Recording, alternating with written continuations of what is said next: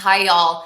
Welcome to StreamHorseTV's Racehorse Retirement Planning Series, where we are joined by some very special guests, the human connections of the reigning Eclipse Sprint champion, Whitmore. Welcome, Ron and Laura Moquett, Whitmore's trainers. Laura, also his exercise rider, and Hannah Boyle, Ron's former assistant, and one of Whitmore's long-term keepers. Thank y'all so much for getting together. Thanks for having us. Thank you. Whitmore probably doesn't need a big introduction. He has more fans than probably any horse. Like, he's probably up there with the biggest fan base for a horse. But I'll just say quickly that he was a problem horse who refused to train, then a Kentucky Derby runner in 2016, then pivoted into a sprinter, and he raced in 4 Breeders' Cup sprints, won it in 2020, and became the unlikeliest of champions at 7 years old. And he's recently retired at 8 years old. And we're here to discuss your journey with him and also his future plans. So I'll ask everyone is probably wondering and always asking you on social media, how is he doing now? Go ahead, Laura. Well, he's doing very well. He's over at Rebecca Makers for about another 2 weeks, and then he comes back and the next process begins. He's used to going over there immediately after the Breeders' Cup, but we were able to expedite that a little bit. And the last time we saw him, we went and fed him about, 2 gallons of carrots, and he attacked us, and confiscated all of our treats, and then we Tried to trap for the stall. But he looked very happy. He seems like he's enjoying himself. How excited are you, Laura, to get him back? I cannot wait. So, Laura, you were not as sad. Ron, you were sad. Laura wasn't sad because she was just so glad she's going to get him and be able to ride him. No, I was relieved that he was retiring happy, and he had accomplished everything he needed to do. And whenever you have a really popular, really good horse, there's a lot of pressure with that, and we welcome that pressure. But whenever it's time for him to retire, we want it to go out a good classic way, and the way he went out was good. So I was relieved. Obviously we're going to miss having him in the barn. He's got like a little cult following, and we enjoy that, and that gets a lot of people involved with our sport. I think that's the hardest part, is that every single person in the barn, wishes he was still in stall 5. So it'll be good to have him start his new career, but it's hard to watch him not be in the shed row. Ron, tell us how you got him. He was at the sale. He refused to breeze. And what were you thinking? Well, I'd gotten blown out of the water by all the high dollar people, and we didn't have a lot of money. And we went to the sale, and I'd left. My ride was leaving, so I had to leave. And I asked my agent that was there, I said, find some RNAs. And he sent me a picture of about 11 horses that went to the sale that I didn't like, that I remembered seeing while I was there. And then he sent me a picture of Whitmore, and I was like, he didn't go to the sale. They said, no, they pulled him out because he refused to breeze. And so I immediately called the consignor, who is a very good horseman, and his name is Eddie Woods. And I said, what about this Pleasantly Perfect? He said, he's a maniac. He's crazy. He refused to work. He nearly dropped my rider, or maybe he did drop his rider. He said, you'll have your hands full if you buy it. But you saw something. Well, I mean, if you saw that picture that I got sent to me, it is amazing. And I was like, I text back 2 words: buy him. Just buy him. And then I started getting negotiating because I had to. I only had X amount of money, but it was like, we're getting this horse. He's beautiful. After all the problems, did it just click in one moment, or was it a continual? It was 6 years. It took 6 years, I think, or 5, really. And Hannah, when did you come into the mix, and what was your first experience? Wait, tell them about your work. Yeah, so I came in right after, I guess he had just won the Arkansas Derby, or he was just about to run in the Arkansas Derby. And my first day of work, I went into his stall and I went to go tie him to the back of the wall, and he reared up, and it was either let go and I don't know what's going to happen next, or hold on and get my arm pulled out of socket. So I chose to let go, and he went to the front of the stall, and I was in the back corner, and his back legs just went straight on either side of my head. And I think he knew what he was doing. I don't think he was trying to hurt me, but he did scare me quite a bit. I don't think I went into a stall for another week after that. I was terrified. And the photos show like a real love story though here. We became friends after that. It took a while, but we became friends. One of my favorite memories was bringing him to the Maryland Sprint up at Pimlico. He was tough that trip, but him and I would walk around this shed row, and every time we would pass Mark Cassie's shed row, they had a line of cameras up there, and he would stick. In fact, one of these pictures is of that moment, but he would just stick his face right in that camera, and he ended up winning. That was it. That first one.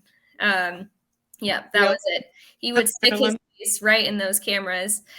He actually ended up winning the Maryland Sprint. And Laura, I don't know if you remember this, but afterwards, we were walking him over to the test barn, and he seemed like he was like prancing like he was about to run a race again. It was the most ridiculous thing I've ever seen. He had run his heart out, and I felt like he could go run it and walk.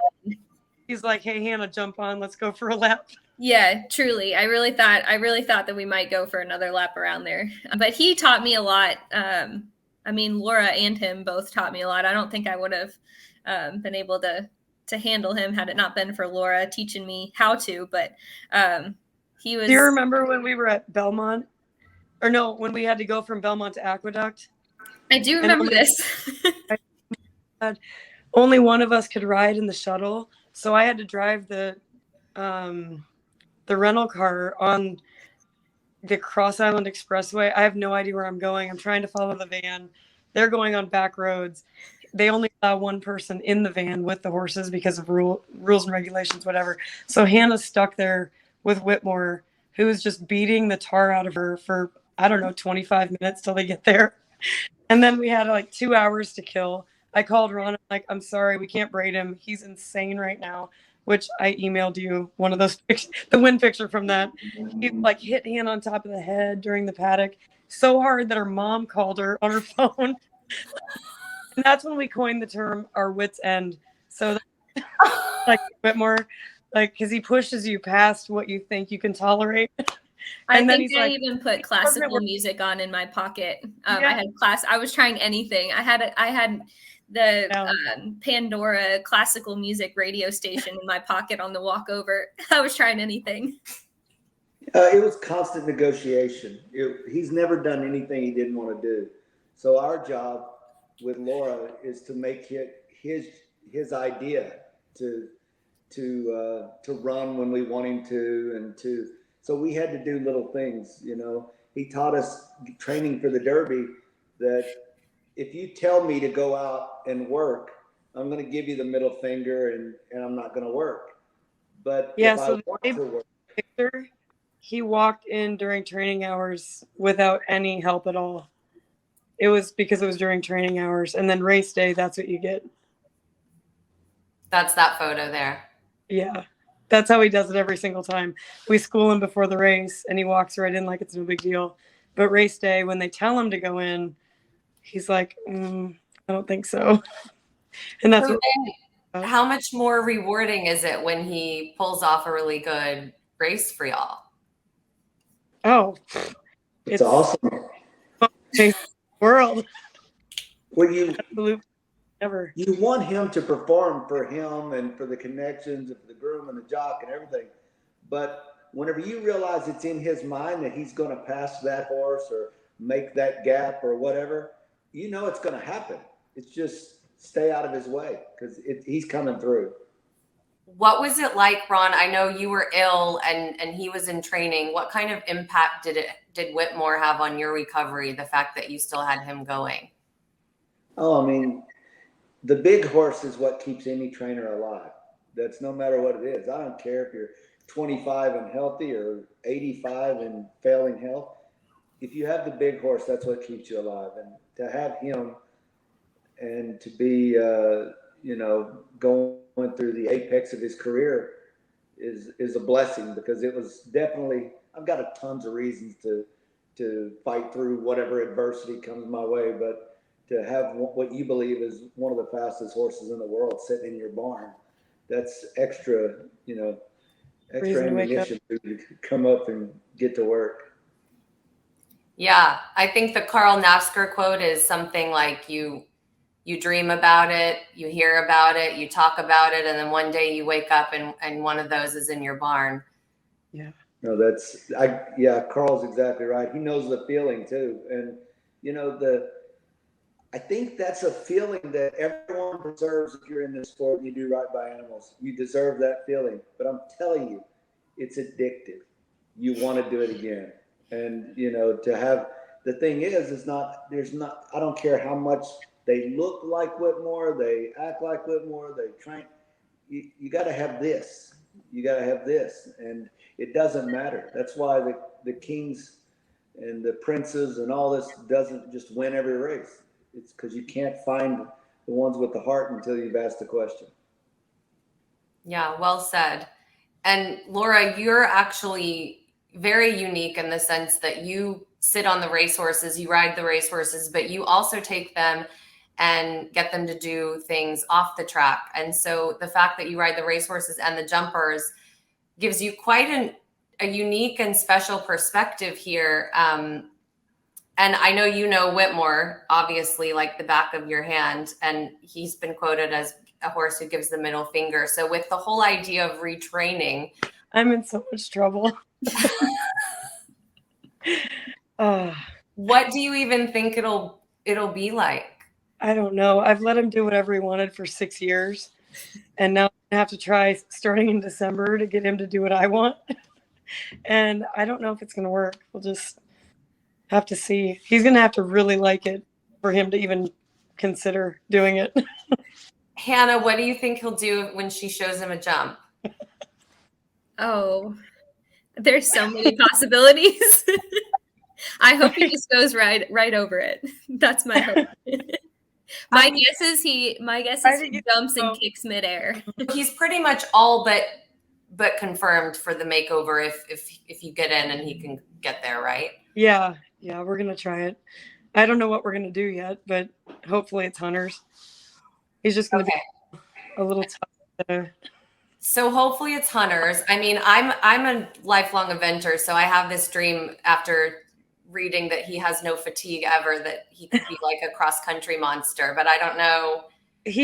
I'm sure he would be, but I have no preservation, and so I can't do eventing because I'll kill us both. Like, I'll be like, yeah, let's do it. I need some horse to tell me that's a bad idea. That's the eventing spirit, Laura. I know, but Whitmore has the same thing, so we'll both die. It's going to be terrible. Yeah. And so the other thing is the pony thing is not going to work out, y'all don't think? Or you would like for him to pony maybe someday? Oh, I so wish he would pony, because then he could be in the barn and everybody in the whole barn could still have him there, which everybody desperately wants. But he's such a bad kicker. I mean, run backwards 5 strides to double barrel fire kick a horse before. How does it work for y'all with figuring out where horses are going to go when they're going to need somewhere to go? And obviously Whitmore earned plenty of money and well beyond earned his keep, but I guess you can't keep all of them. And so how do you figure that out? And what's your process? I think mostly it's trying to fit the horse for what the horse is useful for. If it can go on and be a great pony, then send it to somebody that needs one. If it looks like it can be a show horse, you can find contacts for that. If it's got a major injury and needs to be a pasture pet, you can also find people for that. It's just kind of knowing the right avenue to travel down in order to be successful, making like a match for each horse and person. Yeah, that's a good. You got to match. No matter, You got to find what they're good at, and you know, the answer is they're always 99.9% of the time you can find the perfect match. But if you give a horse that needs to be a pony to somebody that wants it to go be an eventer, then they're both going to be unhappy, and the horse is going to end up in a bad situation. So our job is to find out what is the best possibility for a new job for this horse, and then hopefully we've chosen right and we've trained it enough or matched it up with someone that's going to expedite it getting to a forever home. And is that just networking and contacts? Like, what would you say to someone who would ask you, like, how do you do that? How do you do that well? Well, for me, I have, everyone now goes to Laura and they'll say, hey, tell your wife to come by my barn. I've got a horse. And I'm like, you know that means I have to figure out how we're going to pay for it. No, just see if she's got anybody that wants a horse. So inevitably that means there's going to be some nights of her riding it to figure out what it is. And then she does all the labor and she has a lot of connections. So the best thing to do is she's kind of got a reputation somewhat for doing that, but we're trying to get it to where it's more streamlined, to where it doesn't beat us up financially from point A to point B. I love it. I think it's great. So we should post Laura's phone number right here, and the answer is just phone up Laura. Yeah, everybody, just call me. It doesn't matter. They've all got it, and they come right up to her at the track. What about the gray horse 2 weeks ago? I found him a home in a day, so you didn't have to pay for a thing. No, I didn't. But what I'm saying is they contact her, and I said, the guy come up to me and said, hey, is Donnie K. Von Humel's a good horseman, a great guy, and he said, hey, I've got a horse I want your wife to look at, and I said, I'll tell her about it. Don't worry. And before I can get to the barn, Didn't tell me. She's already been told, and so the Gallup boy saw me back and went over there at break. Yeah. Hey, I'm gonna go pick up a horse tonight after work. Okay. She's got a statement that she always says is, I want to make these horses worth money doing something else. Once you've given them a value, and then they'll be taken care of forever. How did you know with Whit? I mean, he was obviously your Derby horse. So did you know early on that you'd want to keep him? He's so difficult in his brain that it was kind of a shoo-in, because I think he would fall through the cracks in a normal barn very, very, very quickly. And if he's not on the racetrack, he would fall even faster. So, like, until he's a solid citizen and a little kid can climb up his tail and, all the way up his back and then hang on to his mane, he would have to stay with us. There's no way. If a horse gets you to the Derby, I feel like they deserve to,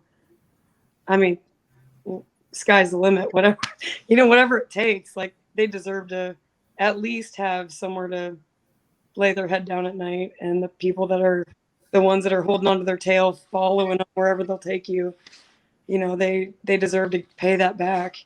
And then he did even more than that. He's just, earned $4.5 million. And I told Ron, if we bought a farm in Arkansas, wink, wink, so I could collect horses. If we charged $5 to go through the gate, he'd be at $5 million by the end of the year. People could drive through and give him candy. It's brilliant. I know. He would make so much more money. Well, I was gonna say, he's gonna be fine. Like, if he doesn't turn out as a different athletic career or a pony, he's gonna be fine. That's one of the things that makes this so hard. And we're laughing and having fun, but I want to tell you, we have before given horses to people that we thought would be perfect homes and had to go rescue them again out of bad situations. We thought we did our due diligence. We checked out. and we put a horse with some people that horse dumped the rider. It dropped one of the riders. They said, I'm not putting up with this, and got rid of it. If you don't know that person for years, it's really, really hard to assume that the horse is going to be happily ever after. Most of the time they are. But there's been a few times where you think you did the right thing, and then bam, you learn this horse is in a bad spot, and all you can do is just scramble as fast as you can to get the horse out of it, and then make a new plan for it. I do social media some, and one of the biggest posts I've ever had was me complaining one day, and not complaining. We had our heart tore out because we thought we did the right thing with a horse named Right to Vote. And we later found out that Right to Vote was found no more than a week after we give him to his forever home. We did all our due diligence. We did everything we could, and the next thing we know, we found out he's in a kill pen. And for someone that works with horses and does it for whatever reason, if you love horses, that thought of a horse of yours that you thought you did right by ending up like that, it was terrifying. So we busted, and was very fortunate to get there in time and do everything we had to do. And now there's people that hold the horses ransom, and we went through all of that, and we were able to get the horse back. And luckily, Michael Bowen at Old Friends said, I've got a home for him, bring him to us. And, the moral of that whole story was, once you feel like you've done everything you can and it doesn't work out, then the only thing you can do is just do it again, start all over. Luckily, now every time something happens, it brings up more awareness. And yeah, social media is helping. Social media is a godsend when it comes to that stuff, keeping up with and tracking horses. So, and whenever we find out this is where we're lacking, it seems like now we're starting to figure out ways to dam up that leak. And, I promise you, the people in our industry want their horses to end up in a good spot, but you better be willing to keep checking. What do y'all think Whitmore represents, just in having gone through so much with him, where there was, tribulation? Well, for me, he kind of showed that there is a spot for workman horses. He wasn't a win percentage horse. He wasn't a high dollar horse. And he was a horse that with guts, that with perseverance, patience from the owners, and patience from all the people that is connected. Laura was a godsend. Greta, who had to work him and had to listen to me be so anal about, you got to do it like this and this and this. And the grooms and Hannah and everybody involved, it took a lot of people, the whole village taking care of one horse. So I think that it showed that these things are so much more than a lot of times they get the shot to be. And if you give them a shot to be a barrel horse, I bet you they could probably do it. Their physicality and their mentality is, I think, beyond most breeds. They might not be the biggest, the strongest, but they probably are the quickest and the smartest. So if you can get to them, that's the thing though, is it takes a person that can listen to them and understand what it is that how they understand, so that then they can learn and move beyond, just running left in a circle. Let me see. My favorite memory was probably one of the first times I rode him, when he just told me no every single step. I never actually thought we were going to, even make it to the track. Then once we got to the track, we kind of made it into the chute. And then once we got into the chute, he was throwing everything at me. Just all I asked him to do was just walk one step forward, and he would do 17 things except go forward. And finally it pieced itself down to where if you actually added some pressure, he would understand. You'd still see his ears oh yeah, that's what that means. And then you could ask for trot, and then you could ask for canter, It was like you never thought that anything was going to come from it. And I've been on probably 4 horses in my life that were not as bad as him, but like kind of taught me how to kind of get them going, which then helped me like understand that that would work for him. The fact that he went from I won't take one step for you to being a $4.5 million consistent runner for 6 years, won the Breeders' Cup, like it's mind blowing. And then all the instances in between, from all the trips we took at the flying, and all those are exciting, but that one step he took that very first day was probably the best. And what have you learned from him, would you say? Oh, very persistent. Be forward and persistent. And that's all you can do. Patient. I think my favorite memory was whenever I was just come out of the hospital, not around to be around people. I was staying in the lodge, which is right next to the racetrack. And Laura's over there, and we're running in the Count Fleet, undercard for the Derby. And the gambling network that shows races sometimes will put a cheap $5,000 race on instead of putting on the Count Fleet. So I was waiting for this. There's not a whole lot of, there's better coverage now, but there wasn't a whole lot of coverage. So I was nervous, me doing my little walking nervous thing. And I couldn't really see, okay, I know he's saddled, I know he's on the track, but I'm not around him. I'm at the house, which is next door to the track. At the half mile pole. Our house is at the half mile pole. So there's a big bunch of trees in front of it. So I really can't see anything. And then at that time, I wasn't feeling really well. So I was staying close to the couch. So we don't get to see a lot of the race. And I step outside and I listen to the crowd. And that part was crazy. The crowd was so loud. And it was louder than the Arkansas Derby. This was his 3rd win in the Count Fleet, which is in my mind, it's a very underrated badass race, and people around here know it. And you could hear when he made the lead, it was deafening. I knew we won without seeing the race. I knew that no one was screaming over there for another horse that was Whitmore screaming. So I walked back in, and my son's like, we won. I was like, I knew it. I didn't even have to see the race. I watched the replay, but the crowd told me. And what I got from that, one thing that he taught me, is that one horse can take thousands for a ride. And if we do right by them and we get some luck, then they can carry us all, not just one, all of us. So that's the lesson he taught me. I think my takeaway here is get a Laura in your barn. And if you can't get a Laura, get a hold of Laura. I just got lucky. Yes. No, the key here is get a Whitmore in your barn, because then all things are possible. You heard it from the team. Get a Whitmore. Everybody wants a Whitmore, and we're all going to get more of Whitmore, thankfully.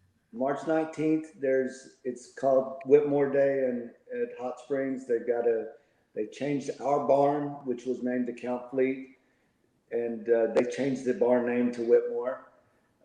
They've got a stake race now named after him, the Hot Springs Stake. He won that 4 times. But they have a mixed drink now that's called Whitmore. I just think it's so cool that they're going to celebrate him, which he's their most winningest horse, in history at Oakland. So he will parade that day. So Laura's going to get that's the ride. First training goal, Natalie. That's it. March 19th. Okay. That's where we see where we're at. But I could ride Whitmore to parade the field for the first Whitmore stake onto the track. The only goal that I have to have for management is that they let me off the gap on the backside, or when they pop the gates, we might win the inaugural Whitmore race, like 100 pounds over. Which would be really cool That would for be all of us. And legal. Can we start taking bets now? And definitely. So, I'm ready. Starting today. So March 19th is a big day. You can see Whitmore on Whitmore Day. The hot springs is now going to be named the Whitmore. I'm not the first person who said this, but it's a treat to hear from y'all and hear how much you care for your horses and how much you steward them along and how much patience you have with them. And to have one give back like this, I know just must like take you to another level, but we so appreciate it. And we wish the best to all of you and to Whit. And we can't wait to see him on Whitmore Day and beyond.